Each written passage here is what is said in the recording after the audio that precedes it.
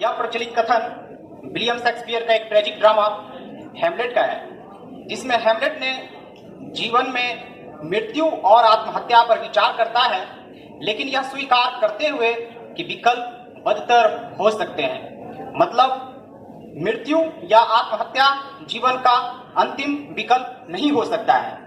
आज के परिप्रेक्ष्य में अगर इस फेमस प्रचलित कथन को हम देखें तो एक फिल्म की गीत की 4 पंक्तियां मुझे याद आती है। पापा कहते हैं बड़ा नाम करेगा, बेटा हमारा ऐसा काम करेगा, मगर ये क्या कोई ना जाने कि मेरी मंजिल क्या है और कहाँ है। इस फिल्म के नायक ने यह गीत गाकर मानो अपने हम उम्र के नवयुवकों की जीवन की समस्याओं को उजागर करने का काम किया है। आज हमारा यह नवयुवक देश, जिसकी 65% आबादी 35 वर्ष से कम की एज की है, और जब यही नवयुवक अपने आंखों में जवानी भर के सपने और अपने माता पिताओं की उम्मीदों की आशा लेकर के चल रहे हैं, तो उन्हें पता ही नहीं कि मेरी मंजिल क्या है और मेरी मंजिल कहाँ है। आज इसका सबसे पहला और प्रमुख कारण है कि आज के नवयुवक बढ़ते मानसिक तनाव का सामना कर रहे हैं। मानसिक तनाव के अनेक कारण हैं, इसलिए जब वो एक से उभरते हैं तो दूसरों में जा फंसते हैं, मानो आसमान से गिरा और खजूर पे जा अटका। इस प्रकार की जो हमारा स्थिति आज हम नवयुवकों की हो चुकी है, जबकि युवान अवस्था जीवन की सबसे सर्वाधिक ऊर्जावान अवस्था होती है। इस अवस्था में यही कारण है कि हम अच्छे और बुरे का भेद अच्छे से नहीं समझ पाते हैं और मानसिक तनाव का शिकार हो जाते हैं। मानसिक तनाव संबंधी मतलब मन संबंधी द्वंद की स्थिति, मतलब हाँ या ना के संघर्ष में हम ऐसे अटक जाते हैं कि इससे निकलना मुश्किल हो जाती है और हमारे सामने फिर यह सवाल खड़ा होता है, जिए या मरे। जब हम जब युवा भाई बहन अपने किशोरावस्था से युवान अवस्था में प्रवेश करते हैं तो अपने भविष्य की सुनहरे सपने को लेकर के आगे बढ़ते हैं, लेकिन जब इस वास्तविक संसार में अपनी कदम रखते हैं तो हम युवा भाई बहनों को विभिन्न प्रकार की कठिनाइयों का सामना करना पड़ता है और हम हक्के बक्के होकर के अत्यंत विवश पाते हैं और अपने आप को इस संसार में फिर से यह सवाल हमारे सामने खड़ा होता है, हम जिए या मरे। सबसे ज्यादा इसकी चपेट में हम छात्र छात्राएं एवं शिक्षित बेरोजगार युवक आते हैं। आज जो यह जिए या मरे जो सवाल हमारे सामने हर पग पग पे सामना करना पड़ता है हम युवकों के, इसके विभिन्न कारण हो सकते हैं। जब हम अपना स्कूलिंग लाइफ प्रारंभ करते हैं, जब मुझे कुछ समझदारी होती है, तो हम देखते हैं कि जो हमारी परिवार की आर्थिक आकांक्षाएं, हमारे माता पिताओं की हमसे जो उम्मीद है, आकांक्षाएं हैं, उसको लेकर के हमें मानसिक तनाव का सामना करना पड़ता है। लेकिन जब आज का जो हमारा एजुकेशन सिस्टम है, इसमें मुझे लर्निंग और एजुकेशन तो दिया जाता है, लेकिन लर्निंग नहीं सिखाया जाता है। यही कारण है कि आज जब प्रतिस्पर्धा का जो दौर है, जब हम छात्र छात्राएं फेल होते हैं तो कोई गलत कदम उठाते हैं और हमारे सामने यह सवाल खड़ा होता है, हम जिए या मरे।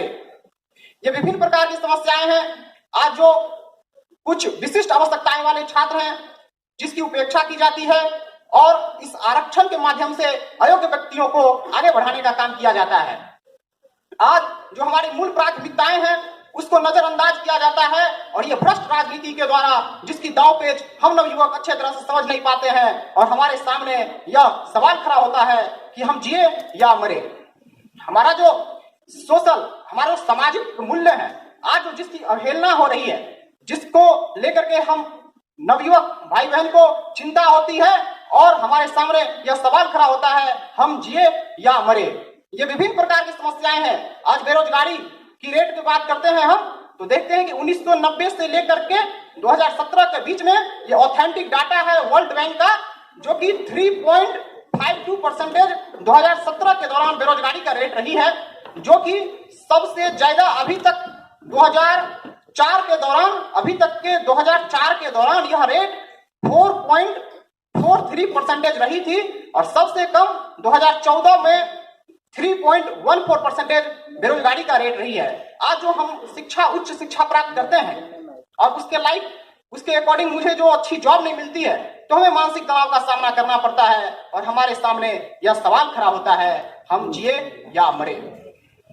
ये विभिन्न प्रकार की जो समस्याएं हैं, इससे निकलने के लिए सबसे अच्छा कोई उपाय है तो हमें अपने आप को एक सकारात्मक सोच, एक सकारात्मक विचार की तरफ आगे ले जाना पड़ेगा अपने लाइफ को। जो 10 प्रकार के लाइफ स्किल होते हैं जिसके माध्यम से हम अपने लाइफ को अच्छा बना सकते हैं, उसमें सबसे इंपॉर्टेंट है हम अपने लाइफ को कैसे सकारात्मक सोच की तरह ले चले। इसलिए डॉक्टर कलाम ने कहा, जब आप कभी फेल हो जाते हो तो ये मत समझो कि हम असफल हो गए और हम कुछ नहीं कर सकते हैं। आप उसे अपनी पॉजिटिविटी की तरह ले जाओ, आप उसे समझ जाओ कि ये फर्स्ट अटेम्प्ट इन लर्निंग है मेरा। अगर आपको सामने से कभी नो बोल दिया जाता है, आप कोई भी कंपटीशन में इंटरव्यू में जाते हो, अगर आपको सब नो बोल दिया जाता है तो अब ये समझ लो कि मुझे नेक्स्ट अपॉर्चुनिटी का चांस दे रहा है। इसका मतलब ये नहीं कि अब हम नहीं कुछ कर सकते हैं। इसलिए हमारे जीवन में हमेशा सकारात्मक सोच होनी चाहिए। अगर जब आपको कभी लगता है अपने लाइफ की समस्याओं से हार के एंड, मतलब अब खत्म हो चुकी है करियर, अब हम कुछ नहीं कर सकते हैं, तो ऐसा मत सोचो। डॉक्टर कलाम ने कहा, एफर्ट नेवर डाइज, यानी कि हमारे जो मेहनत है वो कभी विफल नहीं होती है। इसलिए हरिवंश राय बच्चन जी ने कहा, लहरों से डर के नौका पार नहीं होती, कोशिश करने वालों की कभी हार नहीं होती। नन्ही चींटी दाना लेकर जब चलती है, चढ़ती दीवारों पे 100 बार फिसलती है, चढ़कर गिरना, गिरकर चढ़ना, आखिर उसे नहीं अखरता है। कोशिश करने वालों की कभी हार नहीं होती है। इसलिए मैं कहना चाहूंगा, हम अपने नवयुवक भाई बहनों से अपनी सोच को सकारात्मक तरफ से जिए। अटल जी ने कहा, हार नहीं मानूंगा, रार नहीं ठानूंगा, काल के कपाल पे लिखता मिटाता हूँ, गीत नया गाता हूँ, गीत नया गाता हूँ। मतलब हम अपने जीवन को हमेशा पॉजिटिविटी दे, सकारात्मक सोच दे, हर हाल में जीना सीख ले। ऐसा सकारात्मक सोच रखे कि दुनिया में कितना गम है लेकिन मेरा गम कितना कम है। अगर इस तरह की सोच को लेकर के अगर हम आगे बढ़ते हैं तो निश्चित रूप से हमारे सामने जो सवाल है, जिए या मरे, यह जो जिए और मरे सवाल है, ये जिए तो रहेगी हमारे लाइफ में भी और ये डिक्शनरी के शब्दकोश में भी, लेकिन यह to be not to be यानी मरे जो ये शब्द है, यह हमारे लाइफ से इसे उखाड़ फेंकने का काम करेंगे ये पॉजिटिविटी के द्वारा।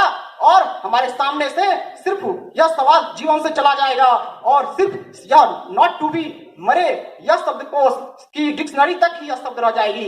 इसलिए पॉजिटिविटी को ध्यान देते हुए अपने जीवन में हर हमेशा पॉजिटिविटी का ख्याल रखें और अपने जीवन को आगे बढ़ाएं। Thank you.